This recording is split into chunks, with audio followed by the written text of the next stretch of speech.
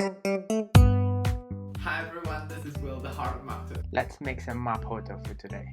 All you need is tofu, carrot, spring onion, ginger, garlic, some soybean paste, soy sauce, corn flour, water, some Szechuan peppercorn, fire chili paste. Next thing you want to do is to snap your fingers, and if it doesn't work, then use a chopping board and a knife.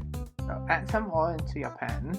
Next thing you want to do is to saute your garlic, ginger, as well as the stem part of your spring onion. Now I'm making a vegetarian style Mapo tofu today. You can switch this up with some minced meat. The next thing I'm adding into here is some soybean paste. Now if you can't get any soybean paste, no worries.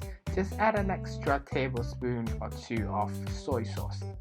Bit of my fire chili paste. Next thing I'm throwing in some Szechuan peppercorn. Next, throw in your tofu. When it's almost done, just add in some cornstarch. Now adding a secret weapon here, which is some raw sugar cane. And when it's all done, just plate it up and garnish it with some spring onions.